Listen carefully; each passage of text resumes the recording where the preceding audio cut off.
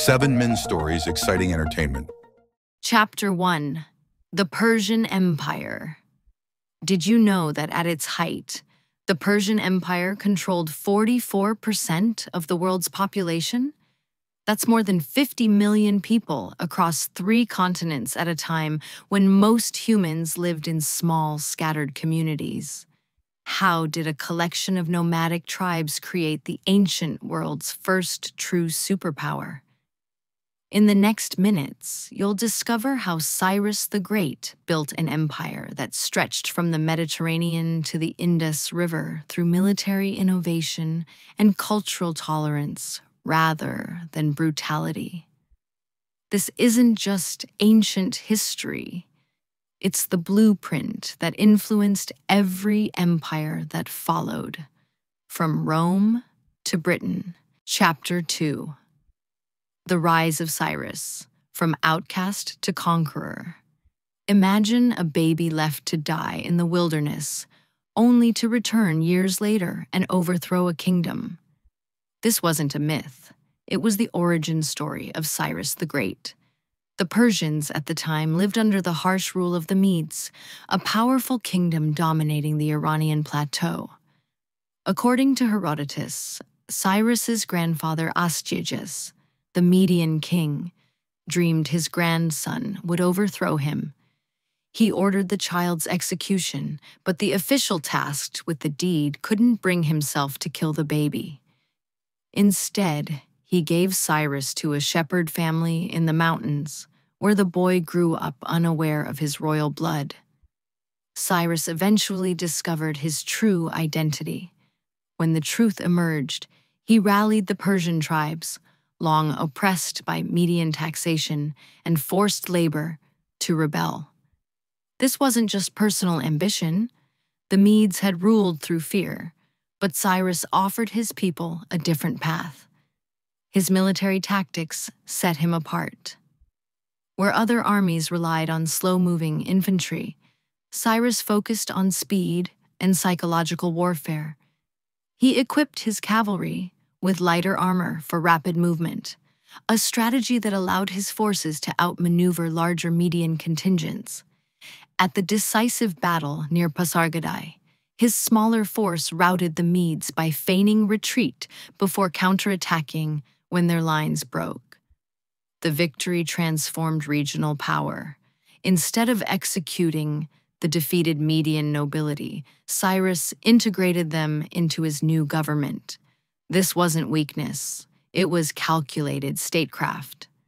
By allowing former enemies to keep their lands and positions, he prevented the rebellions that plagued other empires. Within a decade, Cyrus turned a tribal rebellion into the foundation of an empire, stretching from the Zagros Mountains to the edges of Anatolia. Every decision reflected his core philosophy: conquer through inclusion rather than annihilation. When he took Babylon in 539 BCE, he didn't massacre its people or destroy their temples as previous invaders had done. The shepherd boy turned conqueror now faced a new challenge. Military victories had built the empire, but could that same openness that won battles also govern millions? Chapter 3. The Cyrus Cylinder, a revolutionary blueprint. In 1879, archaeologists working in the ruins of Babylon made a remarkable discovery: a small clay cylinder buried in the foundations of a temple. When scholars decoded its cuneiform script, they found something unexpected. This object, now known as the Cyrus Cylinder, contained a message that would redefine how we understand ancient empires. After capturing Babylon in 539 BCE, Cyrus faced a dilemma. The city had been ruled through terror by kings like Nebuchadnezzar, who deported entire populations and crushed revolts with mass executions. The local populations, including the exiled Jews and other displaced groups, expected similar treatment from their new conqueror. But Cyrus chose a different approach. The Cyrus Cylinder declared freedom for all enslaved peoples and ordered the return of religious artifacts to their original temples. It granted subject populations the right to worship their own gods and govern their own communities. Historians now recognize this as history's first declaration of human rights, written 1,700 years before England's Magna Carta. The most famous beneficiaries were the Jews, who recorded Cyrus's edict in the Bible's Book of Ezra, where he permitted them to return to Jerusalem and rebuild their temple. This policy reversal proved brilliant in practice.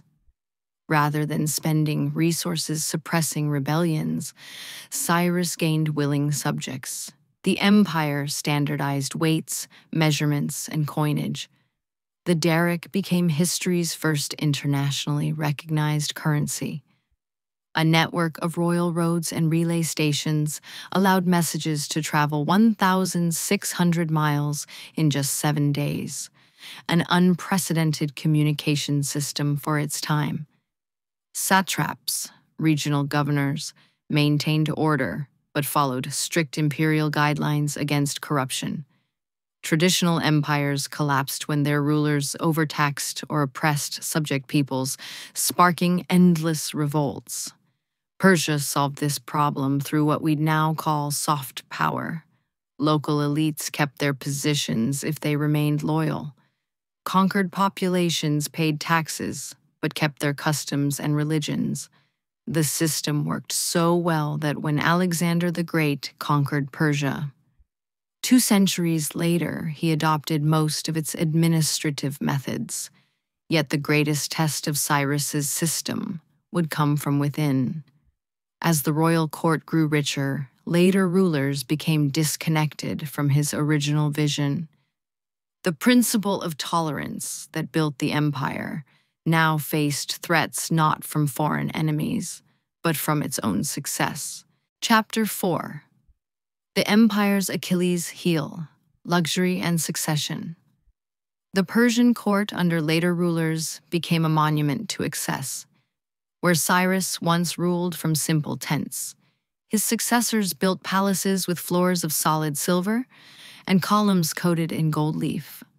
At Persepolis, tribute-bearers from across the empire brought rare woods, ivory, and exotic animals, just to maintain the royal household's staggering opulence.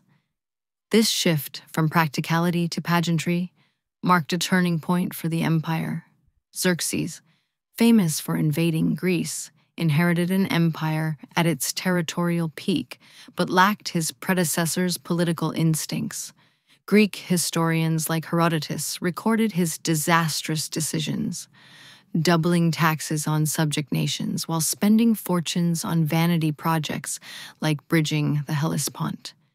Where Cyrus won loyalty through compromise, Xerxes demanded obedience through force. The results proved catastrophic. At Thermopylae and Salamis, smaller Greek forces outmaneuvered Persia's lumbering armies and navies, exposing weaknesses in what had once been an unstoppable military machine. Provincial revolts multiplied as taxation grew heavier. Egyptian records from this period describe grain shipments delayed by bureaucratic incompetence, while Babylonian tablets complain of corrupt officials skimming temple funds. Archaeology confirms this decline. Sections of the royal road fell into disrepair, and inspection reports show satraps ignoring maintenance on critical infrastructure. The system Cyrus designed to prevent rebellion now fueled it through mismanagement. Succession crises accelerated the downward spiral. Of the 13 kings after Darius I, 6 died violently through assassination or coup. Greek sources describe later rulers as increasingly isolated, surrounded by scheming eunuchs and courtiers more interested in palace intrigue than governing. A cuneiform tablet from 423 BCE records 3 kings claiming the throne within months, each murdering their predecessor. This instability left the empire vulnerable when Alexander's forces arrived in 334 BC. Yet Persia's greatest legacy became evident in its conquest. Alexander kept most of Cyrus's administrative systems intact, recognizing their effectiveness even as he burned Persepolis. The same bureaucracy that had stagnated under later Achaemenids now served Macedonian rulers for generations. Seleucid kings maintained Persian-style satrapies, and even the Romans later adopted elements of their provincial governance. The empire's final century raises an unavoidable question: was decline inevitable? Some historians argue the sheer size made collapse unavoidable, while others point to specific failures like Xerxes' Greek campaigns or Artaxerxes III's brutal suppression of Egypt. Corruption certainly played a role. Tomb inscriptions from Lycia complain of Persian tax collectors demanding bribes on top of official levies. Archaeological evidence suggests a more nuanced answer.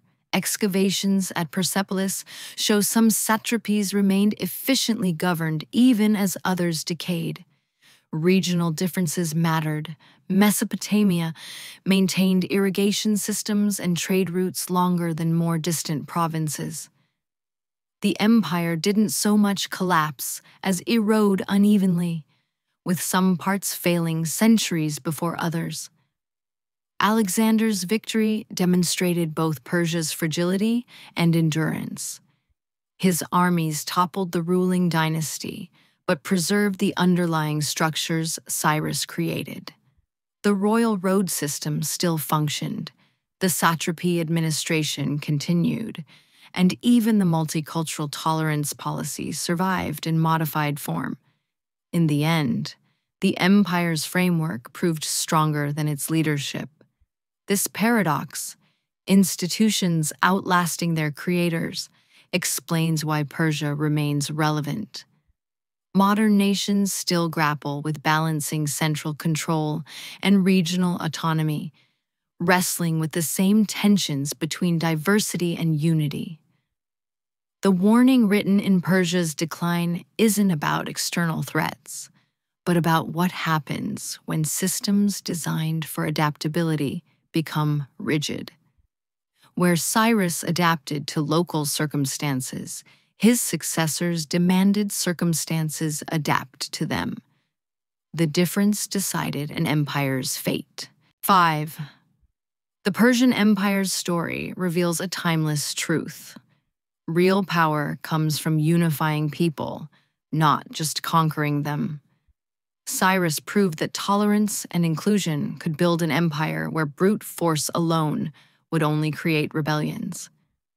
Yet his successors forgot this lesson, trading effective governance for luxury and control.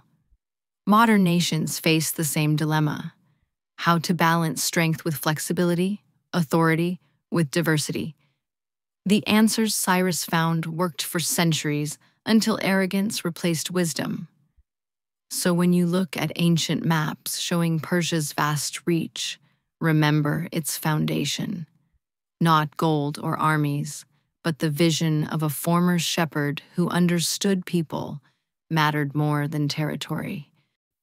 Disclaimer: the images are AI generated and are for illustration purposes. The stories on this channel are researched to the best of our knowledge.